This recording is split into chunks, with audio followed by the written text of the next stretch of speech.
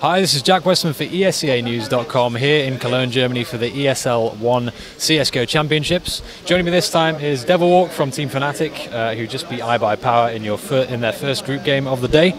First of all, Devilwalk, how are you feeling? How was the trip? Good to be in Germany? Yeah, it's nice, you know, it's a major event. Gamescom is huge and there's a lot of stuff going around, and obviously very happy for the boys winning against iBuyPower on Cobblestone. So yeah, I'm a happy coach. And I guess coming to an event like this means you get bombarded by a lot of fans, right? In fact, I've been standing with Devilwalk for like 3 minutes, and in that time I've taken 2 photos, you signed about 4 shirts. Good to have the fan exposure here. Yeah, I mean, I'm not a player anymore, but No. people still recognize me, I guess. So yeah, it's fun. It's always good to talk with fans and you know, make them happy, I guess. Well, they certainly seem to be pretty pleased, yeah. Okay, so let's talk about your first group match against iBuyPower. This is a team that you tied with at Gfinity. You've just beaten them, I forget what the score was, 16-7, 8? Yeah. Yeah. What did you change between Gfinity and here? Well, I guess the fact that it was Cobble helps as well. Just talk us through the map in general. I mean, the boys felt really comfortable playing Cobblestone. Like even before, the practice has gone great on Cobble. I think the major difference playing iBuyPower this time was us picking up pistol rounds and not losing against anti-ecos. So yeah, that just gives that huge gap. In Gfinity, I think iBuyPower won both. This time we won both, and yeah, so that's pretty much the difference, I guess. Is that something you specifically worked on before the event, or just happened to fall your way on the day? No, we talked through it after Gfinity that we could probably have went to the final, maybe even won the event if we sorted out our anti-eco rounds and pistol rounds, because they were really sloppy at Gfinity. And talking about Cobble as a whole, a lot of people, even players I've spoken to just today, have said that it's not really ready for competition. It looks pretty balanced when you guys are playing it just now. Do you think it's ready for competition in its current state? I think it could use a couple of changes. I'm not going to go into exactly what changes, but I still feel like it has good potential. The drop is being used a lot. The new way to be, where you go in the middle of AOB. Yeah. That position is being used a lot by the terrorist side.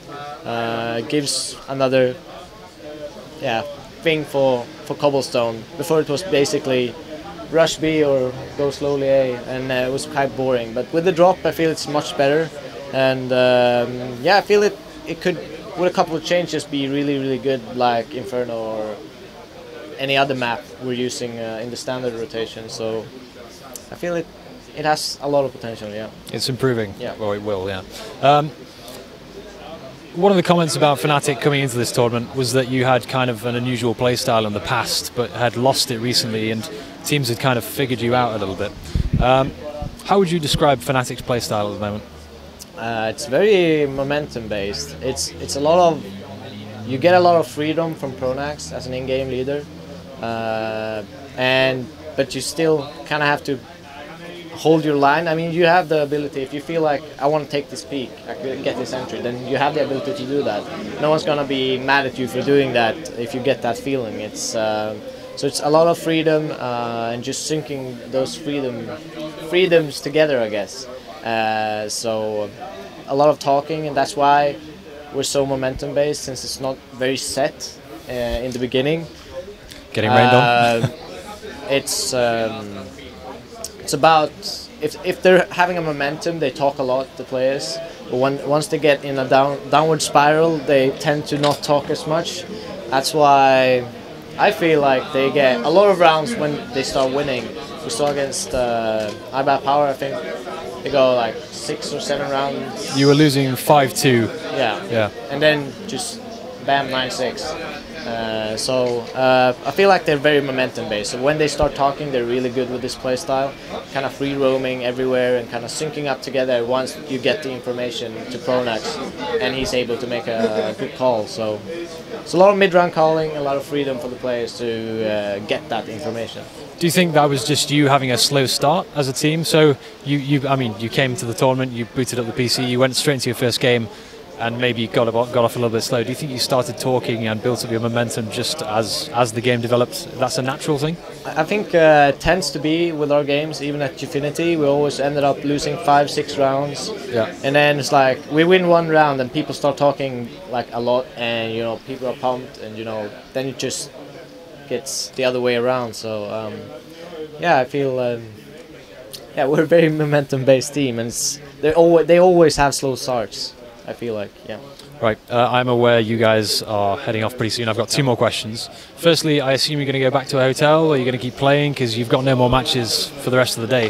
What are you guys going to talk about or work on this afternoon? We're going to check a few demos on the Virtus Pro, since we're facing them for the winner spot in the group. Yeah. And we've already checked a few demos because we predicted to beat iBuyPower and then go to Virtus. I mean, obviously, we thought Virtus would automatically be one of the contenders for the first place, so we automatically checked their demos, and we're gonna discuss a few things, grab something to eat, and just yeah, see where the map veto is going and all that kind of stuff.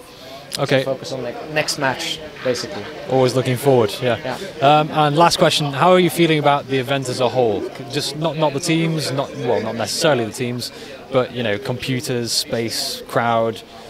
Because I know you've not got that much space on the desks, right? How are you feeling about everything? It's fine. This is, I get kind of a ESWC feel from it. Very much, yeah. Yeah. It's obviously bigger, it's a lot bigger, but it's just as loud. Yeah, a lot of people here just walking around. I'm not sure if everyone wants to see esports. It's like all this kind of stuff around, and yeah, I don't know. For me, it's fine. I don't know how well viewers can see the matches, the group stage matches from here. I mean, the stream is fine, everything like that, but I haven't seen any Counter-Strike screens. There's nothing actually in the venue. It's all online today. But then tomorrow everything's on the stage, and Saturday and Sunday. So, okay, thank you very much, Devilwalk. I will let you go. Did you want to do shout-outs, or are we good? Just shout out to everyone watching the interview, I guess, fans, everyone is cheering for Fnatic. Thank you, big hearts, and yeah, hope to see you guys later.